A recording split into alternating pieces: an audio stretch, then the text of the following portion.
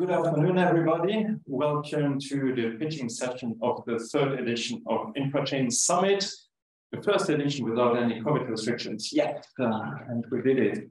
So already now, congratulations to all the teams. We had 6 teams this year. We had the team Zero, had the team S&T Finatrux, Filedgr, EY Luxembourg, and team Reveal. So applause to you all before we start.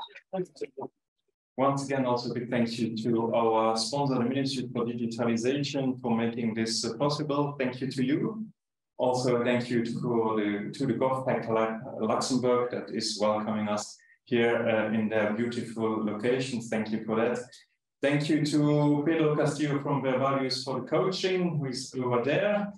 Thank you for the DOTS and Silicon Luxembourg, who are our media partners. Now, without further ado, and after this short commercial break, we will come to the pitching. So the teams, they started yesterday at around 9 o'clock, so now they have to deliver, to show what they did during that time. And to evaluate what they did, we have a very severe jury that is here in the first row. So welcome also to the jury. We have, I start from right to left, we have Laurent Kratz, who is here as the Vice President of Infrachain. We have Barak Bagalia, I hope I pronounced it correctly, from the Ministry of Economy, who is an expert in responsible business conduct. We have Patrick Weber, who is an attaché at the Ministry of Digitalisation and who is also the President of the jury today. We have Petra Kizern, who is the Managing Director of the Blockhouse Technology Company, which is a blockchain technology company. And we have then Luis Carvalho, who is the responsible for the GovTech lab here.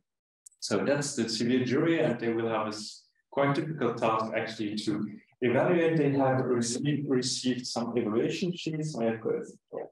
So we have evaluation sheets because there are some criteria that they will have to evaluate. So it's 25% for relevance and value for the public sector blockchain, operational feasibility 25%, design and technical implementation 20%, inventiveness and originality 25%, and quality of the pitch 10%. So that's the criteria where how all the teams they will be judged. They have 10 minutes to present. They have 7 minutes to present, and then there is a Q&A of 3 minutes where the jury can ask questions, and we will be quite strict. They will see a timer, and I will already now bring the timer online.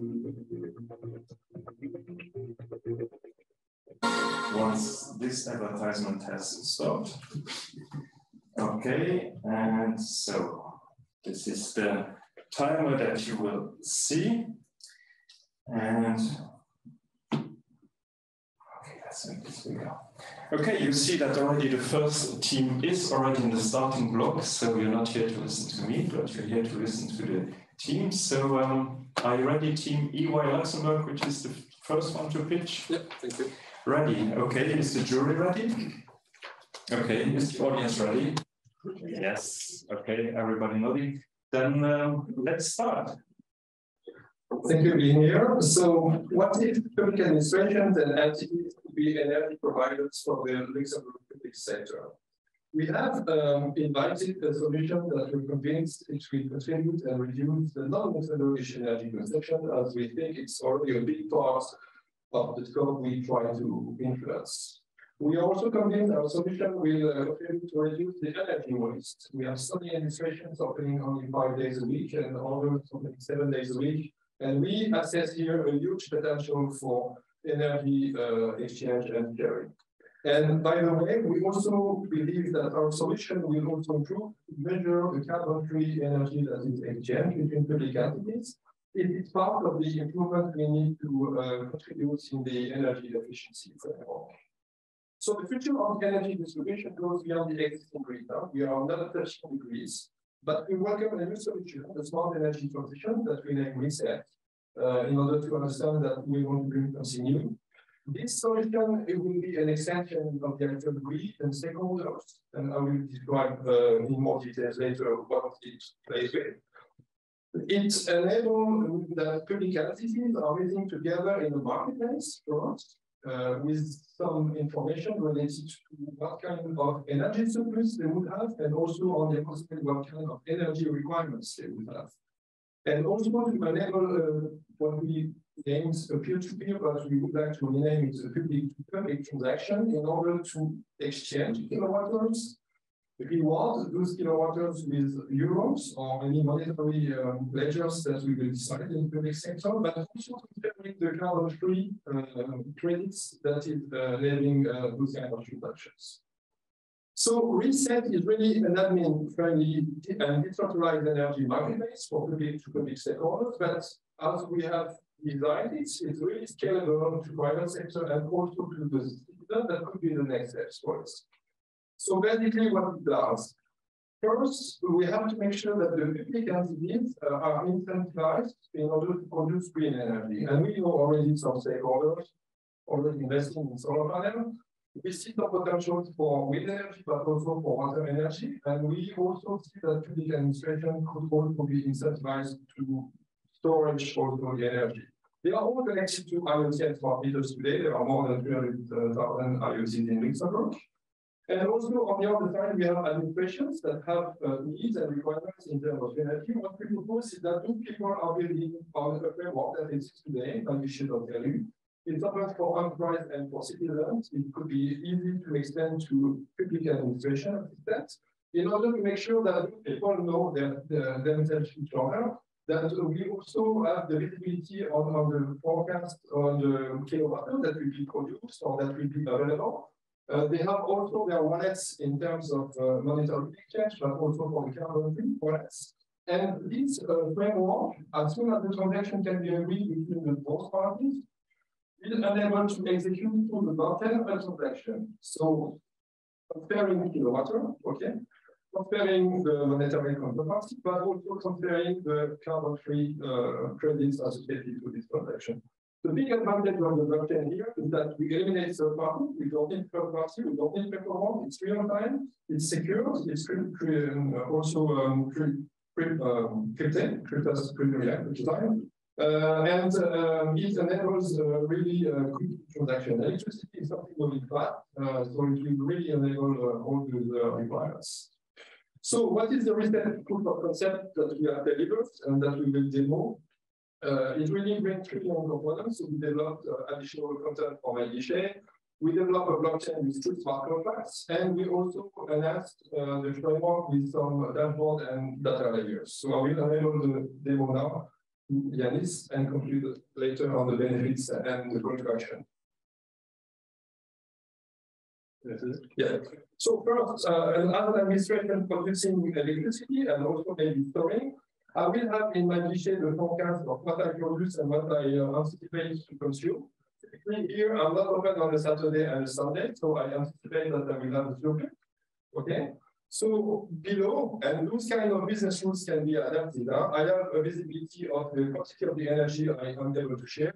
I can also make modest groups to say I'll always sell when it's available, or I will only sell to local authorities or to a dedicated. I could give privilege. Then I decide to sell the energy balance, for example. In that context, you already see the report of the blockchain execution of the smart contracts. What is very important here is that you have unicity of the address of the public administration selling in the blockchain and unicity of the buyer. So that also secures the transaction in terms of counterparty identification. We have the kilowatt that has been transferred and automatic conversion in the euro and carbon credits. And if we go deeper and see how the blockchain is working, we have here the framework of the blockchain where we have the three smart contracts that are activated in order first to make the kilowatt transaction from the selling party to the buyer party, making the monetary transaction on the other way from the buying party to the selling party, and by the way, also automating the way you transfer the carbon-free credits. So this is really the way that we design the solution in order that both parties can meet. They can also share their forecast and their production figures, and they can execute a transaction, fully secure transaction on the blockchain. What is very nice here is that we think the blockchain is really enabling also to break the silos in order that it can happen in the public sector, because we know that each public administration has its own law to exist, and blockchain and we have to better deal with it and the interoperability framework to really move quickly to those kind of transactions. And here you can see that we have the register of the transaction that is so uniquely identified. So we have a full traceability. We can jump anytime in order to identify the transaction, all the characteristics of the transactions, the parties, the values, and all the information. Okay. So back to the presentation. Thank you, Dennis. The foreseen benefits we see from this solution, and I will focus on one. We really thank you very much. The 10 minutes are over, so the jury is up to you to ask your questions. Let's begin. Could we give them 20 seconds to mention the foreseen advantages? Because I would be really interested to hear that. That would be my question. What are the foreseen benefits? So, I mean, thank you already. Really to think about one, we really, circular economy is a very highly demanding challenge in Luxembourg, and we believe we can build also a circular economy for carbon-free energy within the public sector. This is the main challenge. We are sure that putting together administrations producing and having energy requirements, we can build in between themselves, circulating faster and more efficiently, and by this way eliminating the waste of energy. So for me, enabling this circular economy for carbon-free work within the sector is one of the most among the others. Thank you. Thanks for the presentation. I wonder, you talking about marketplace, you didn't really show how you bring buyers and sellers, how you match them. I would be interesting to understand detail there. Yeah. So for that, first, the parties has to exist in the marketplace. Okay. So it's quite easy because public administration can be quickly identified. What we propose is really that those administrations, they are geographically located, okay? They are also identified with capabilities in terms of energy production. What we propose is to use the optimized journey of using the lowest scope of the grid in order that we can also propose what would be the best party to match, for the matching. But as we have seen also in the marketplace, we can also dedicate a constant or a permanent relationship between the entities if you decide to. Okay, so we can play with all the criteria that would enable to matching in the marketplace. But is it the smart contract that does the matching? No, it's done before the smart contract. The smart contract in blockchain are really here to monitor the transaction by itself. We don't need really blockchain in order to identify and propose matching entities. Okay. We could now, but we have other colleagues that represent such capability. We didn't develop that part. Okay, so if I understood correctly, so you're basically using blockchain as a settlement layer and for putting a transaction on it.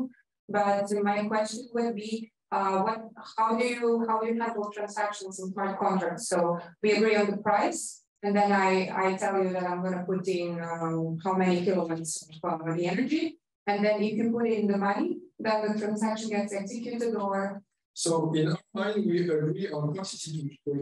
Time's up. Interrupt. Yes, we are very strict. Thank you for that.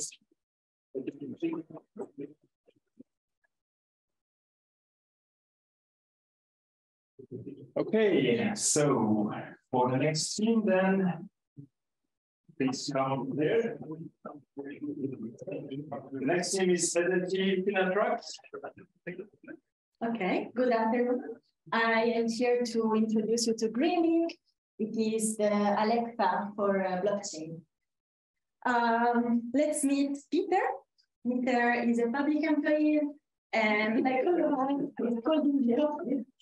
It's called because he got an email from his boss saying that he has to reduce his energy consumption, and to do this, his office has to become colder. But this is not efficient. Why? The municipality of Luxembourg is already doing this, and actually they are only saving 6% of energy consumption. But we have a solution. So we have to reduce energy by 15%. But now Peter can choose the temperature that he wants in the office together with other parameters. Then he only has to input it into the application that we built, and all his colleagues, of course, will do the same. These will go into the AI model that we define, and it will optimize the schedule of all the devices, mostly heating and cooling, in order to maximize the use of renewable energy. How? So we will collect data from the building, so its characteristic, isolation, and everything, and the user preferences, of course. We will send all of this to the neural network model that we designed, together with the data about electricity production, so how much renewable energy is being produced in this moment, and also, of course, the weather forecasting. Our AI will take all this information and it will create the best schedule that uses the highest percentage possible of renewable energy that is being produced. Then it will send it to the public sector blockchain. And this is very, very important because it will ensure accountability and reliability and transparency. Everyone will be able to see how much is being consumed and the carbon footprint. Then we will use it is and that. It is just a simple application that allows us to retrieve the schedule from the blockchain and send the control to the devices in the building. And this is just to see how the whole process functions. Let's go back to the office. Peter is happy because he's saving energy, and at the same time, he has the temperature that he prefers. And now we can go to the demo. So this is the application that we designed. We have 3 scenarios to show, but actually we have data about the energy mix of the whole last year and in real time. So each of these graphs, we have just 3 to show, are representing the share of green energy that is being produced. The green energy is, of course, the green light. Then we have the wind in the mix, which, for example, on the 30 of April was quite low. And then we have the solar production. Then quickly here, we will see the interface that Peter and all his colleagues will see. So here we can choose the temperature that we prefer. We like to stay warm, so we put 22, but we can put whatever. And then we have the information regarding the building. This will be useful because the AI will also be able to calculate the isolation. And it's very useful when you have to schedule the heating or cooling up there. So we have one of these set. We click on OK. And now we are simulating sending the data to the blockchain. We are simulating it because doing it in real time will take a bit too long, but it's actually possible and we can show you later. We see that now we are using 36% more renewables compared to the average. And this is the heating pattern that our AI has forecasted and has sent to the blockchain. This lamp is representing our heating system. Now it's on. So it started when the energy mix has a very low share of renewables, it is off. When the share of renewable will increase, the lamp will turn on again, and we will see it soon. And during the day, the sun at a certain point will go down, and there will not be renewable energy anymore, and the lamp or the heating system will go up. So every time we do this, we are writing on the blockchain, and this is how it functions. And this is already happening because in this room, this efficient from this room, we already have the IoT devices. So it's something that's quite feasible. This is our team. We have an interdisciplinary expertise, goes from energy markets to AI, to IoT, to blockchain. We are colleagues. And I will actually leave you with a message that we have unlimited possibilities.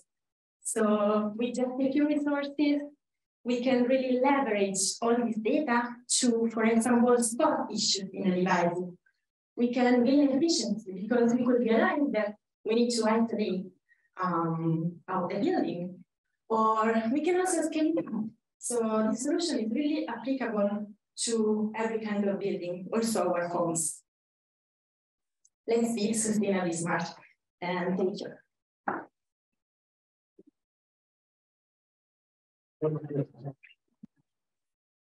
Let's go first. Well, thank you. If I understand you correctly, you use the public blockchain only to store some kind of block files, so the data, and there is no tokenized kilowatts or tokenized euros or tokenized SIM or whatever. I will pass the microphone to my colleague. So in the blockchain, we are only storing the forecast schedule for the I2 devices.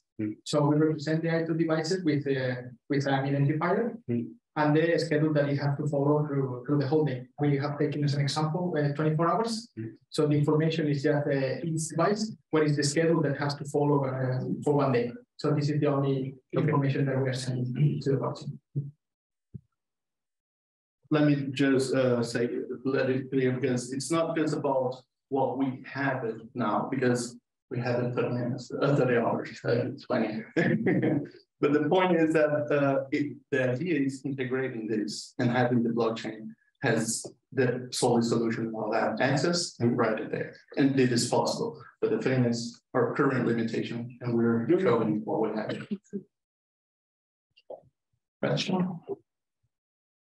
How do you estimate 15% reduction in energy consumption? I'm very curious.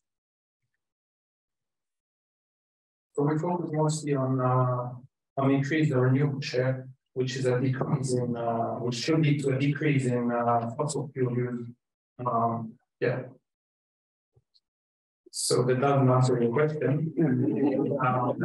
We estimate an increase in renewable usage.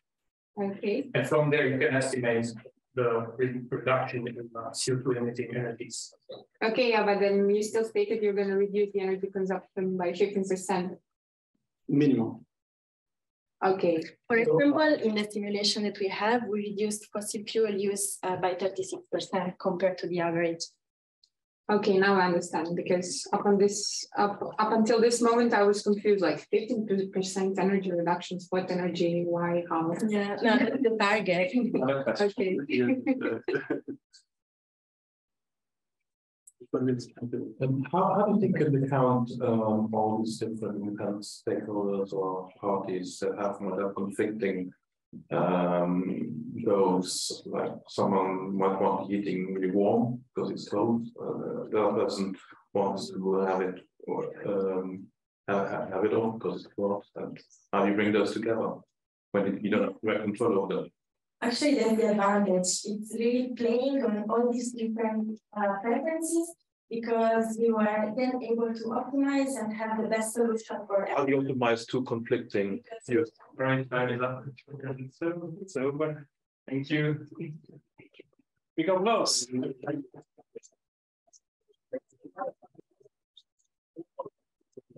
Very exciting. Use case. So the next stage is achieving ZeroKnowledge. How do we reduce the energy consumption of Luxembourg? It's probably the question that brought us all here. I'm excited to share with you the solution of Team ZeroKnowledge today, and we leverage energy data and gamification to achieve this goal. First of all, to understand where we are coming from, we had the smart meter rollout. That means we have energy data available, and we could theoretically use that to design challenges and to incentivize users to Oh. We could use this data to design challenges and incentivize users to reduce the energy by rewarding them for reducing energy. Now, this approach is called gamification. Research has shown that it's very effective and reliable in achieving its goal. But the question is now, why hasn't this been implemented yet? What's the problem? The problem, especially in the energy sector, is that data in energy data has two important problems. It is highly sensible and it is stored fragmented. It means it's stored in different locations. So we need to ensure that we process the data in a privacy preserving manner while overcoming the interoperability problem. This is the first step that we need to address. Therefore, we designed an infrastructure, a foundation, which consists of 3 elements. Namely, the first element is the public blockchain. We use this as a public platform, which allows us to bring together different people. So we overcome the interoperability problem with this. But this ends up in another problem, namely the privacy problem. Everybody that takes part in this process on this blockchain can read the data, so it's not really usable for our case. We cannot write this data on the blockchain. So we need a way to compute this data somewhere else. This is where secure multi-party computation comes in. We use this to perform computations without revealing the input, but we cannot ensure that this computation was performed correctly. So we need another element. We need zero-knowledge proofs. They allow us to check if this computation was performed correctly, if it is valid, but without revealing the data that we have used. It is zero-knowledge, as its name says. Therefore, we can use this infrastructure to apply this gamification strategy. We can now make use of this data to design challenges and to incentivize users to reduce their energy consumption, to increase their energy efficiency. The benefits of this approach are that we have secure and open data. The data that we have that we get through the smart meter rollout, we can now use, we can make use of it. We can make use of it in a privacy preserving manner. It is easy to use. We have a web-based front end. Everybody that can access a browser can use it by mobile phone, by PC, doesn't matter. And it's modular and scalable. As we said, we use the public blockchain and we use a set of smart contracts. These smart contracts can be used again to extend our framework. The token that we use as incentivation can be used in other services to even reinforce the incentivation and so on. So where can you use this in more detail? Well, everywhere. Everywhere where data is measured, where you reliably measure data and can sign it by a smart meter, for example, you can use this approach. You can use it in a smart grid, and then you can incentivize the people via the gamification element. And Johannes will tell you now more about the technical implementation. So to illustrate our approach, we implemented a smart contract in which pairs or triples of people can play against each other. So people will first set up the game and register on the smart contract. The smart contract will then randomly assign teams of 3 that compete against each other. Then we have 3 consecutive steps in which the 3 participants compute their average energy consumption in a way that nobody shares their energy consumption with anybody else, and in a way that proves that the result of the computation is correct.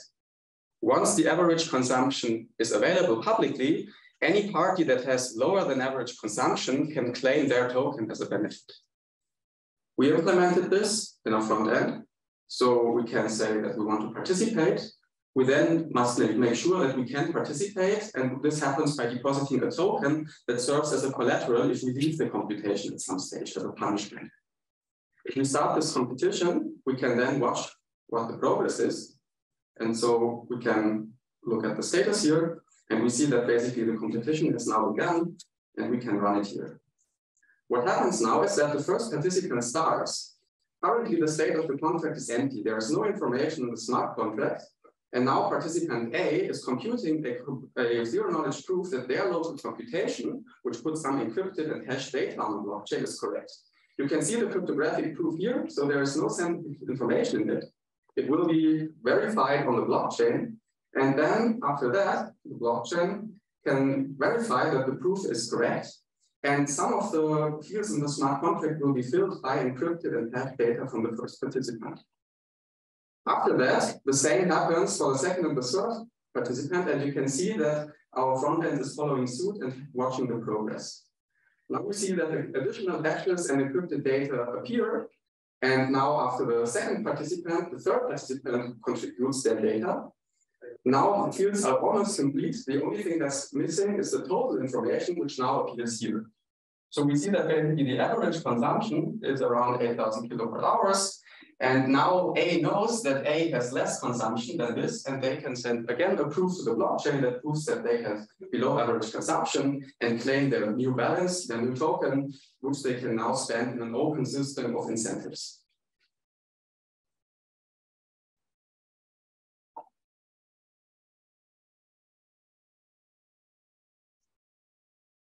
And this is where you can, and how you can leverage the energy data for the public good of Luxembourg.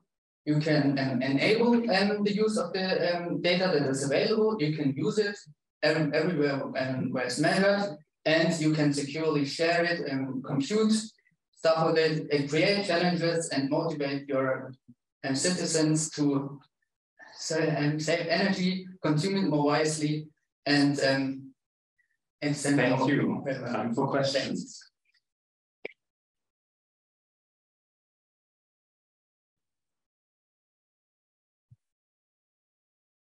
So the game would be created actually by a government entity. People of the game and so on. People subscribe to the games, okay? So this is one opportunity. We have the luxury that we have an open platform where we don't need to care about sensitive information because we hide this from the platform. So you could enable any contributor to write a new game, to write a plugin, to deploy the corresponding contract, where people can then participate with a standardized token that we can use across the whole ecosystem. So we created one example of a smart contract. That could be a government, that could be a startup, it could be a private company. Anyone could create a corresponding new game. Okay. How do you deal with the Oracle problem when you have to manipulate the inputs to smart meter data? That's a great question, particularly because the data remains hidden. So because we do only proofs about the data that we are having, the sensitive data, we need some cryptographic root of trust. One of the potential approaches is having a cryptographic key pair on a smart meter that digitally signs the information. We don't happen to have this in Luxembourg broadly. This is in other countries. What we can still do is we can use a backend, for example, from a utility or an energy provider, because this is cryptographically assured via HTTPS. And so we can cryptographically prove that the data that we are using as an input is actually stemming from a reliable backend, cryptographically assured via the public key infrastructure that the whole internet is using. Okay. And how do you solve the problem of identities? I know it's zero-knowledge proof, so you do not expose personal data, but you still have to know who is competing against whom, and how are you sure that that's exactly that party? So right now we're participating in a pseudonymous way. So we are not properly anonymized because the addresses remain the same. We just don't share further sensitive information. There are different approaches to this. So some people would say, well, this is probably still not private enough because we are using the same address over and over again. We could again anonymize this with cryptographic techniques like zero-knowledge proofs easily. On the other hand, we can also use cryptographically assured data, for example, from MyGuichet, to input information about your identity, for example, that you're older than 18 years old, and therefore use information that is somewhat assured by governments, by private sector companies, to feed it into the game without revealing the sensitive information itself. Thank you. 20 seconds left.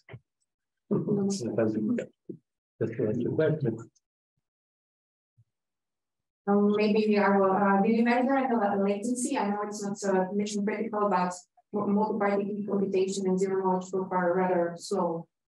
So the zero-knowledge proofs for us to create take around 200 milliseconds. Thank you. Thank you.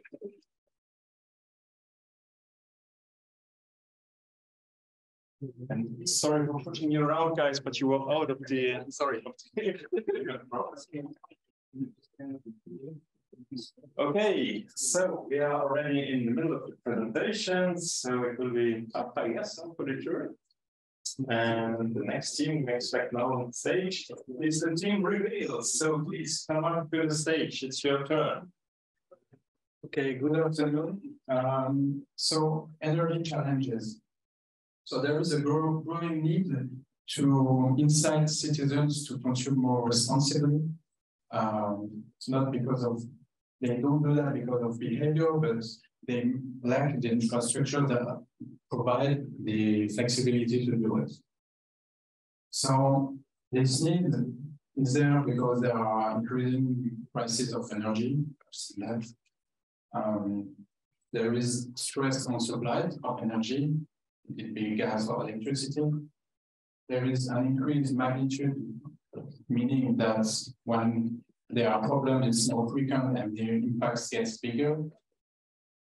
And finally, the most critical point is that the ability to react fast for a government is impaired because of big infrastructures and inertia. So this is on this part that we would like to propose our solution. So to do that, we leverage the public sector blockchain with IoT connection. So thanks to innovation, we hope to allow more agility for the public sector. I will explain how. So going to a blockchain with our solution would allow the public sector to have policies that are applied almost immediately, meaning that it will protect the citizen or give incentive to them to consume less. How? With subsidies, basically some common aspects. This will ultimately allow better grid management because there is flexibility to act on the data coming from IoT and the citizen invoices. It allows a dynamic management of energy policy. If there is an emergency, they could, in less than a week, issue new metrics for the smart contract, and then we apply directly to the customer portal. And also, this process is fast and automated as it's the logic is executed by the smart contracts, meaning that ultimately it reduces energy consumption because it's optimized. So I will explain the process of our solution. So the data comes from the connected electricity or gas meters that comes from the provider. So by a contract with the government, they could agree to collect the data and connect it to a block. So we connected the IoT data to a block. And this data is for one household. So this block is then added to the public blockchain via consensus. Then here is the matrix from the government. It's in their database that will allow them to decide on what parameters to put in the smart contract. Will it be suitable for premiums? Could be anything. Then, when parameters are updated or not, the contract executes when the criteria are met. So, why energy on chain? So first, I think the main point is that that level of agility was not possible until now. I mean, when I say now, when with the implementation of the public sector blockchain, because you couldn't update a contract that would have the logic implemented directly on a portal. There is accurate and flexible energy monitoring because we will show that we created a portal that is connected to the blockchain data. The data is anonymous and secure and untempered, so they cannot be, I mean, it's the basis of blockchain, all the data will be there. And the big point is the possibility for further development because we can imagine many other policies that could be executed by a blockchain that would be tailored to citizens or categories of citizens, and they will have the benefits immediately. So if I can give an example, if there is a crisis, the price is tripling, the grid is overloaded, but they could change the smart contract in a day, and it would be applied immediately on the prices. Oh, sorry. So now we will show you the technical demo. So, first of all, I would like to say that our solution is already fit to run on Goerli, and it's connected to a blockchain. So the only factors data that we have is the data from 10 households that we created. And just to show that all the transactions that we execute are already connected. So we'll show you the portal that the household has. So this is an interface that any of us can have to connect. Here we can see our personal information, which is from a database and a REST API protocol. So this is not from the blockchain, okay? And then this is the part that is connected to the blockchain. So as we have seen. So for instance, there is the amount to pay, the balance, meaning the money that the customer has put on the app, and the credit management, and also total consumption. And then here is a subsidy. This is the dynamic part. This is the part that the state will change any day based on conditions and policy. If they decide to change it, it will be immediately there and immediately apply on the invoice and on what we pay. So here is the aggregated data for further maybe comparison of data. The state could have metrics, the data analytics needs. There are endless possibilities. So I would like also to say that we have been in our solution, we have put, and we would like to say thank you. Thank you very much. How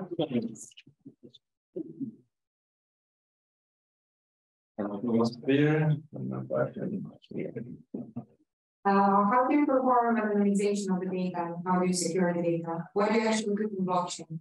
That's my question. Okay, thank you. Luis, so we are using the micro-proof protocol to be sure that all of the data are accurate and validated by the energy provider, for example. And so in the smart contract are only addresses who are like an ID, but we can't have the host linked to the addresses. Okay, thank you. Well, yeah, I understand the question, but also what are the benefits also for the state for this? So you mentioned about I think the risks are that even this energy consumption data could still be considered personal data, and yeah, and if there's no further anonymization of the consumption data, there could be a risk. You have a question? You would need to answer that? No, I think it's more statement. So correctly, so the game is a smart contract that keeps the data consumption of millions and automatically trigger subsidies to the wallet of the house if they manage to do the performance. Thank you, Laurent. So you want to know, if I understood correctly, if the smart contracts also manages the data consumption? I mean, how do you trigger the subsidy as tokenized euro, I suppose, to go to the one that do the work for consuming less energy? Okay, I will answer the functional part and then you can about the technical part. It's based on the electricity consumption that comes from the IoT device, and then it's linked to a wallet that is linked to a household. Okay, and the logic is basically mathematical rules. You want to add something? Did I answer it right? But how do the rewards get distributed back to, you'd say, the subsidy How do they get distributed? If you it's applied on the price to pay. So there is a payment system as well that we have implemented. We have this in the code. So it's applied on the total to pay already. On pay. Thank you very much. Good afternoon. We are Eric and Harry from Filedgr. This is actually the slogan of the Luxembourg government's initiative to save energy in the wake of the Ukraine crisis. We like it a lot because Zumen is actually Luxembourgish for together. So we will tell you the story of NLux, which is how we will all together make the government's ambition to save 15% of energy a reality. Saving 15% of public energy is not that easy, right? I mean, it's basically because saving energy costs a lot of money. It requires long-term substantial investments. And like any governments are generally looking for money and need to make compelling investment decisions. So one of the ways, for instance, if you had an investment to be made of 50 million euros, assume that Luxembourg has 20 million euros available and is lacking 30 million euros. Where will you find that money? Well, raising taxes will make you particularly unpopular any year before elections. So one of the ways to do it is to enter into a private public partnership. That party will provide you the other 30 million euros, which has a lot of benefits, but also some drawbacks, because there is a substantial amount of power that you actually give to the private party, because they stay along in the game, they have compelling negotiation power and so on. So a lot of public assets become actually semi-private. What do we propose now with NLux? NLux is actually a hybrid instrument leveraging the public sector blockchain. On the one hand, it's an investment token that is issued and subscribed by the public. So the public actually provides the funds for the government to make the energy saving measures. But on the other hand, it also tracks the energy performance of the investment made, because it's generated by a smart contract based on a predefined set of financial agreements that is enforced by the group provided by sensor data. So I think I'll spend a little bit more time on this slide. Here you can see the curve of the projected energy saving. Imagine that you have raised 100 million euros via the token, and so the public has subscribed to it. If the government is successful and actually is on schedule, the benefits under the token, they decrease for the token holders. It's important to understand that the token holders, they always get their initial investment back, just like the bonds. But it is really an incentive scheme for the government to keep on track. On the other hand, if the government is ahead of, is below schedule, the benefits increase for the token holders. And Eric will then explain, in the demo how this actually plays out in our smart contracts. So those were the features. What is now actually the advantage in doing it that way?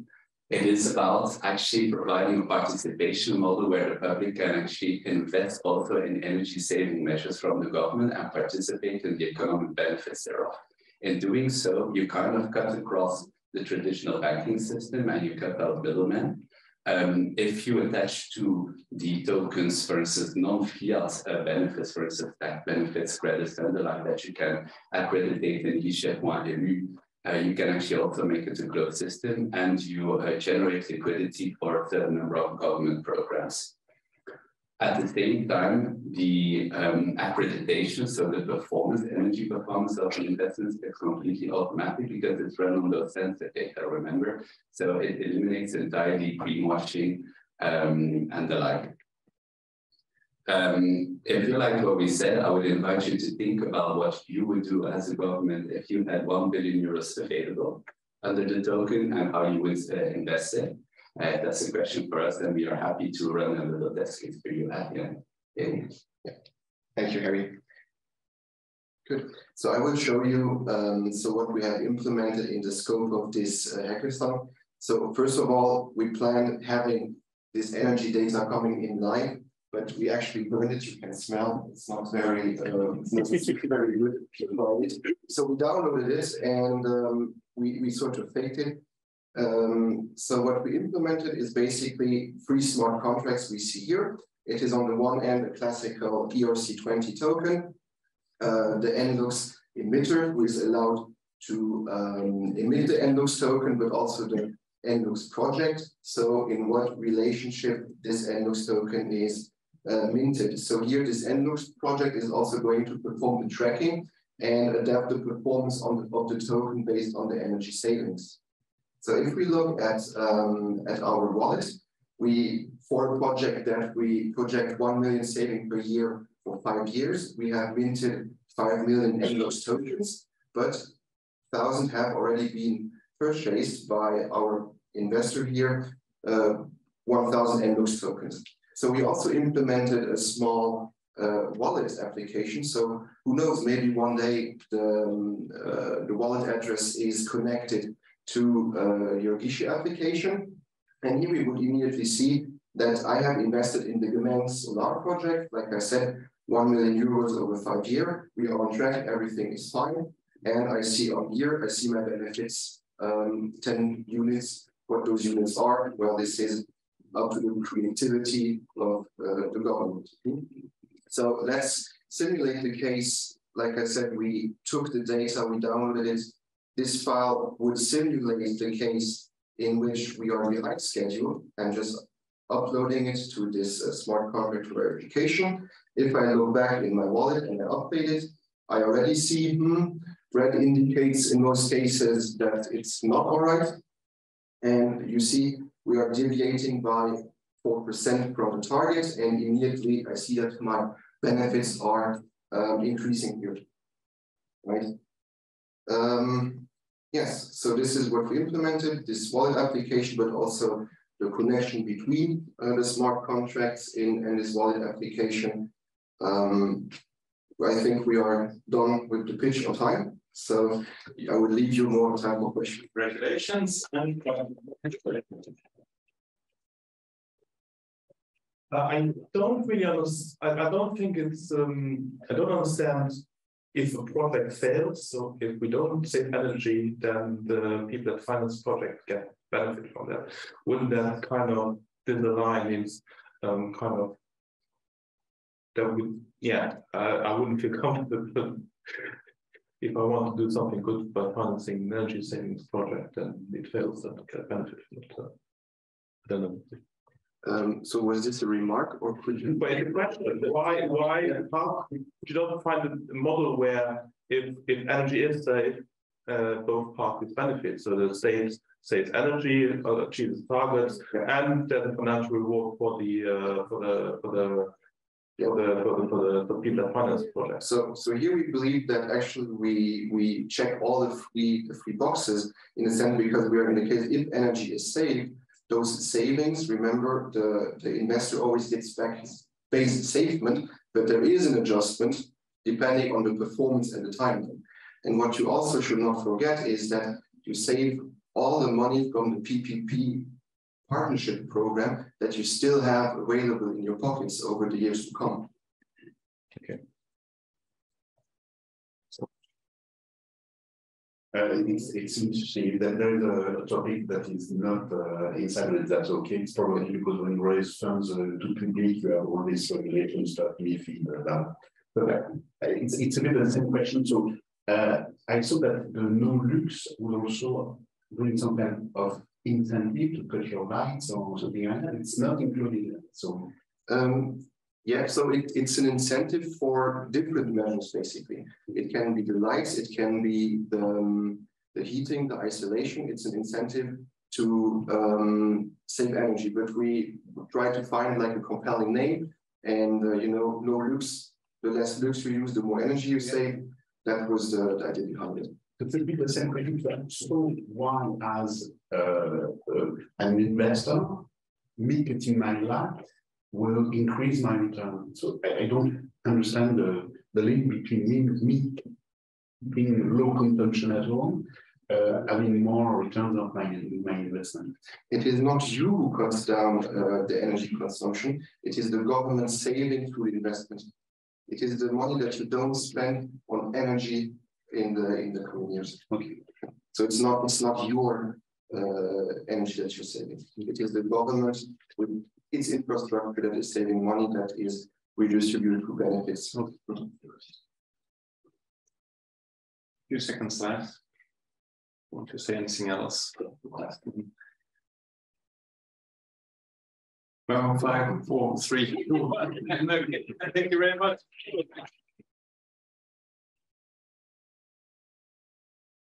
Okay, and that leads us already now to the last presentation, which will be presented by Liz, and I think it will bring quite some equipment. So let's see what they will do with that. And in the meantime, for those online and also in the audience that just came in a little bit later that did not follow the whole challenge, you might wonder, well, those that present now the last had 1 more hour to code. Well, that's not the case because everybody had to put the code on GitHub by 4 o'clock. And we had our technical lead, Adnan, who made sure that there was not any additions that were made after that. Okay, good evening, everybody. Hello, thank you for coming. So we are here. Mike, please. Thank you for coming. So we are from list with Lamia, Usema, Jamel, and myself presenting the solution we developed with hackathon for this. So we call it RICO GAP, Modeling Energy Consumer for Good Habits. So why would we ask those people from the list? Because we put obligations to that coming from the European Commission on the energy efficiency obligation. Measured by the and it would be about energy savings obligations for energy users. So what we are going to do, what we try to do is the following. So here we can see that we compare Luxembourg with Belgium, Germany, and France. Even if there is improvement for the last years, we still have room to improve compared to other countries, especially like Germany and France. Okay. So the solution we propose here has 3 steps. Okay, the first step we do the same between the state and the energy producer. So then we manage on the smart contract the rules from the regulation from the world. So then we define the spec on vaccine, etc., etc. So take an easy example here. What we did is what we do with the smart contract we developed is to say to each energy producer, okay, you have all the limits of energy you can sell based on your customer in Luxembourg. If you go up than that, you will have to pay taxes about it. So, second step, please. Okay, so now we have here the energy consumer, small administration, companies, etc., banks, whatever it is. They will send their energy consumption to different smart contracts, mostly electricity-based, managed by the state, and based on this calculation, they will be rewarded by the So we have here a point distribution, and to make the link between all of this. Next, we will be able to create a marketplace between everything. So here, those consumers will be able to sell the energy producer their costs, and the energy producer will be able to pay if they have, or we will develop a business case with mostly the state about those points. And more than that, here we will have those consumers here in the song who will be able to have a body price on the marketplace for them to be able to get good contract with energy producer, because with this system technology, the energy producer will want after good consumers in their set of consumers. So now next. Now we will go to the demo. So what we try to do with all those things here. Let me put it. All people on Zoom will be able to see something in the following. So we have here a simulation of 2 offices consuming energy. So I can set on, you should be able to see a green light if you want to control, don't be afraid. Can say on off and I calculate the consumption here. I have a red light on the roof. Red light can be on, off. Red light is there to simulate hours, low hours, months in the winter or months in the summer when energy is expensive or less expensive, because efficiency is not about just saving energy, but when consume energy. And by this, I can send the data to the blockchain. So here you see behind the scene the production hash. So now let me Lavia will show you the user interface we developed. The design I will try to manage with the live demo transaction. Okay? So hello everyone. So as you can see here, this is the main page of a client. So a client can, so the client can have a look for his tokens balance. And then as you can see here, this is our real-time data that came from the house. So a client also can claim rewards when his consumption is below the limit fixed by the authority. So we can display the limit and that we can see that the consumption is below, so the client can claim rewards. So we wait for another data meanwhile, and authority can, okay. So yeah, you can see that we have a new data here that came in real time from the house, from our simulation there. Here's another one. So we are simulating energy by the two houses. So an authority can have like global statistics and also can provide token in the market, also fix the monthly tax value, also can visualize all the table of providers and customers. And as a provider in his profile can also have like some data about all his customers, and the main part is to go for his tax sheet. So in this case, for example, this provider has some extra tax to pay, so he has the possibility to pay with a card or with token. So if I go to pay with token, I am redirected to the market. So normally here the provider can make an offer. So for example, I can trade now.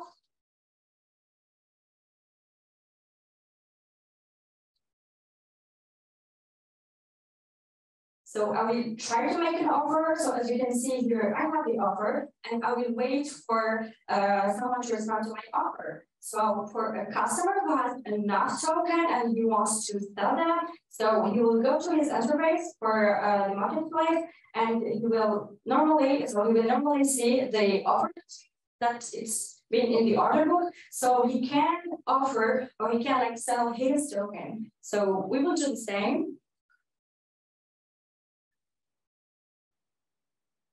So here we can see like the order book is updated. And thank you very much for that. Questions from the jury?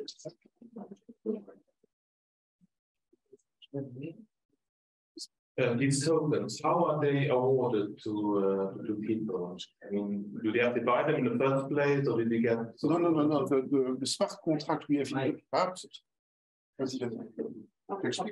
So the first smart contract we mentioned in the middle is totally managed by the state. So it's ERC20 based, but so the state has the power to say, okay, I put this amount of token on the market, and based on the consumption, so we saw that we can manage it between peak hours, winter, etc., different kind of profile of the user, etc. So there is a rules defined in the contract where actually for the moment, for example, we give the test, we give the token to the customer based on the difference between this consumption and the trading cost.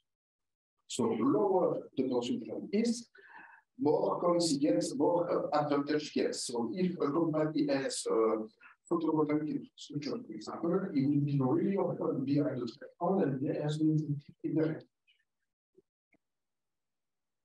Yeah. Is the token a marketplace centralized or decentralized? Yes, actually, thank you for this question. Actually, the exchange, we hope that will be a decentralized exchange, because all of you heard about what's happening on centralized exchanges. So yeah, maybe I will show you live. That's the problem, because you can have second-hand markets of energy tokens, yeah, which means that you can have speculation about the price of the token of the energy. So they have other set of problems. So I think it should be maybe centralized because it's run by states. I'm not. I mean, yeah, I cannot confirm that because I mean, we can handle it. The authority actually can handle the token of the smart contract, which actually we implemented into our smart contract. So the tokens that we are using are controlled by the authority. So the authority are providing liquidity to the market and also users who will hold the tokens, so they are controlled somehow by the authority because the authority have the list of the user that they should hold the tokens. So they need to be authorized by the authority before they hold the tokens. Okay, so you're for free energy markets.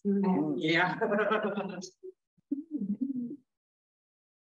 Okay, it's 2 seconds left. I think not enough time for questions, so thank you very much.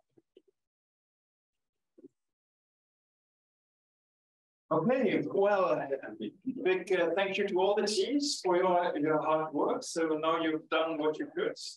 Now it's up to the jury to do the work. So what happens next? So, well, now we have 5 people that need to work. We will lock them in here in one of the think tanks just in front of the door. Yeah. So they will have approximately 1 hour to reach a conclusion. If they are faster, they are faster.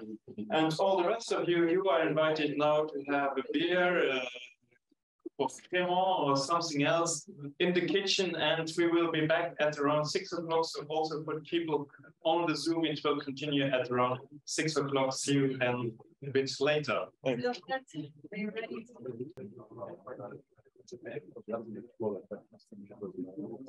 All right. Who is nervous in this room? Okay, not all, but some people are nervous. Thank you for your patience. So I will first start this.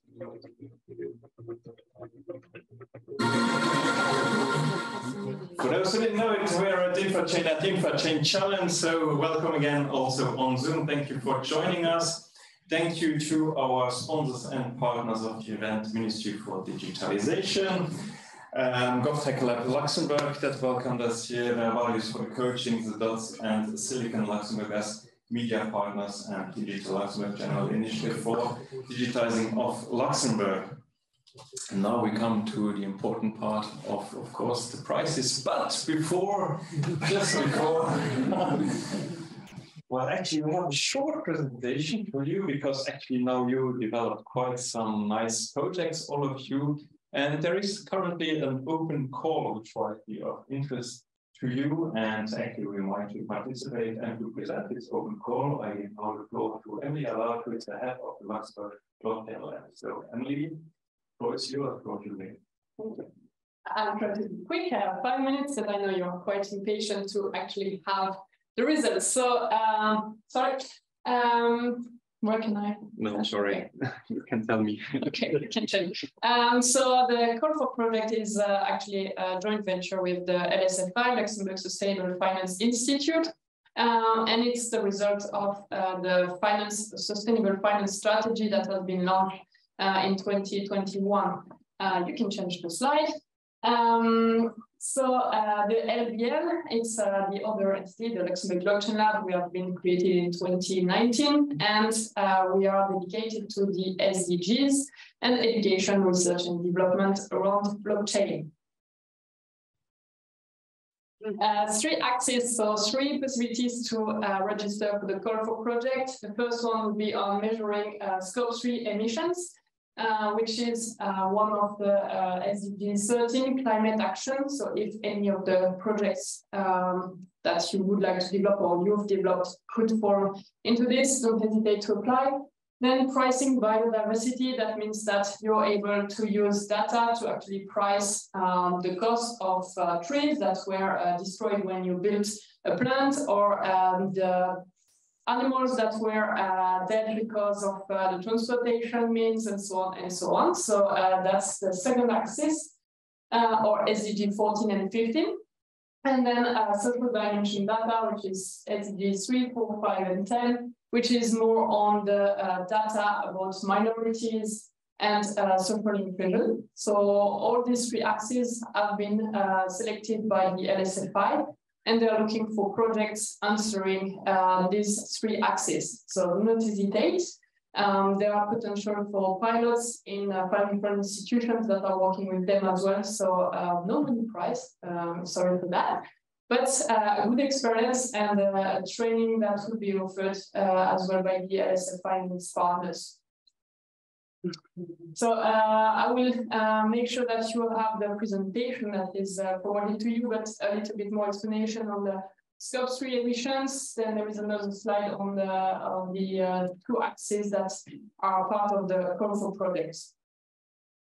Yeah, that's just a demonstration, but you can go ahead. And how to apply? Well, simply there is a dedicated form on Zoho form. The link is afterwards, but there are some criteria. Next slide, please.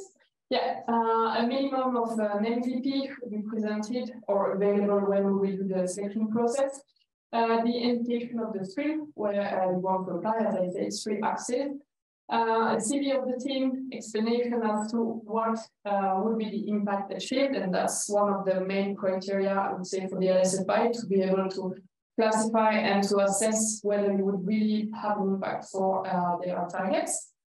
Open to international companies, so not always, not only located in Luxembourg, but that would like to have an impact in Luxembourg.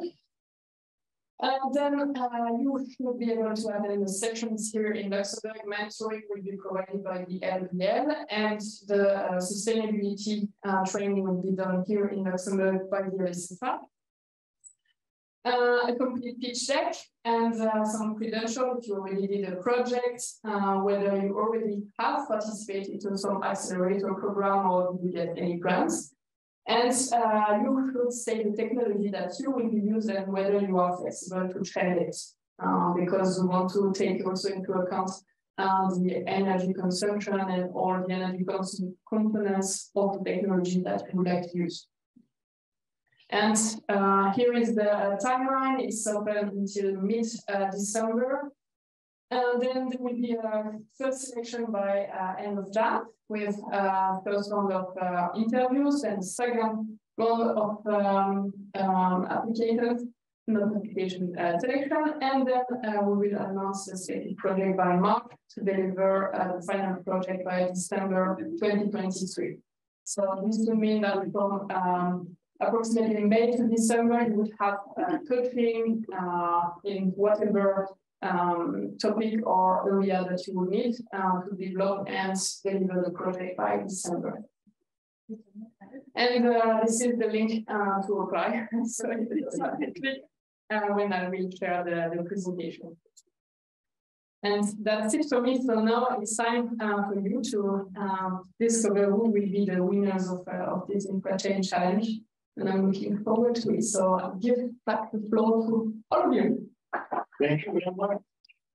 Thank you to all of the teams that participated. I know it's 2 days of intense work, so it's a lot of a big invest for everyone to come here and spend 2 days doing this. I hope you had fun.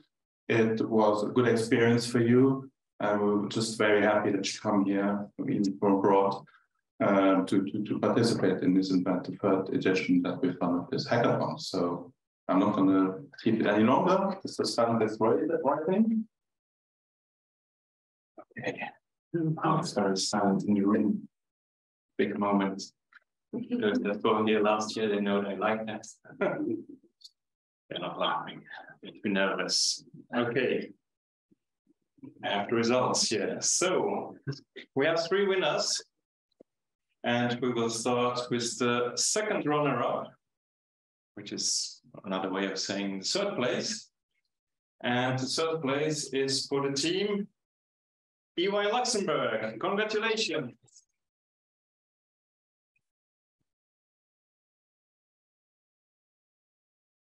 And the second runner-up team, so they get a check from Ministry for €2,000.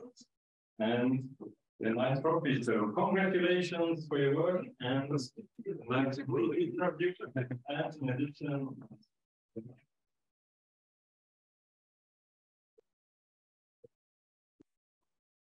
and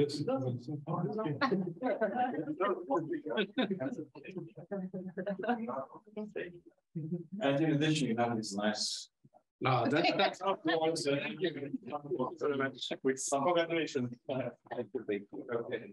These things have indeed all the winners are solving a nice cardboard bag and maybe something like this. Okay. So there are still 5 teams that don't know what will happen to them. So we come to the first runner-up. First runner-up for second place. Was it hard for the jury to decide? Yes. Yes. Okay. So it was a hard choice. So the second runner-up, and actually this is, I find it quite interesting because it's the third Infrachain challenge. And the second runner-up, it's the second time that they're second runner-up, it's Filedgr. Congratulations.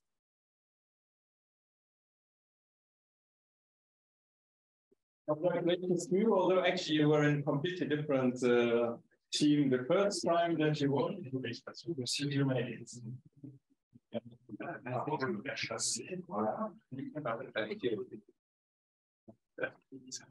I'm seen as a drunk one.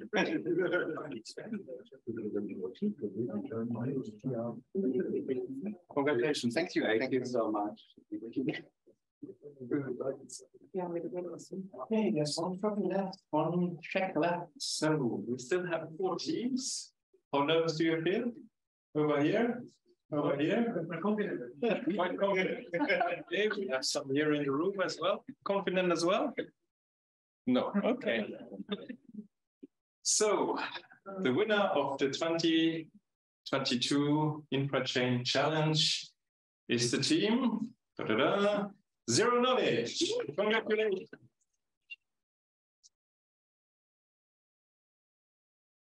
We got it 5,000 euros plus a trophy plus a nice cardboard bag. Congratulations. Thank you very much. Take this. You want to take?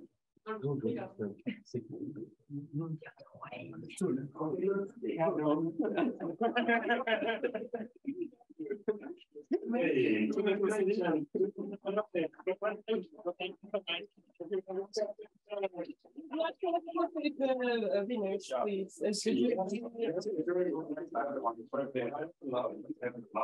It's fine. So please, a nice picture.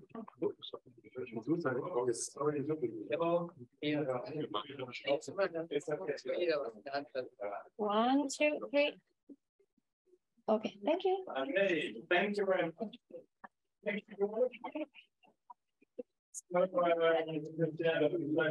To Infrachain, and Vice President of Infrachain, want to say a few words? So a little bit of the same as Patrick. So thank you for all the team. And as the jury member, it was not an easy call at the end to find the winners and the others. So thank you for the hard work. I have done hackathon myself too, so I know that it's difficult. And hopefully you had fun. And I will also thank you, the team, Tom, Adnan, Christine, and all the others to organize that. And thank you also for the nice premises here at the GovTech Lab. The first time I come in, very nice. So this is the end, and hopefully the one that didn't win or the one that win will try again next year, if possible. So thank you for coming. Bye-bye.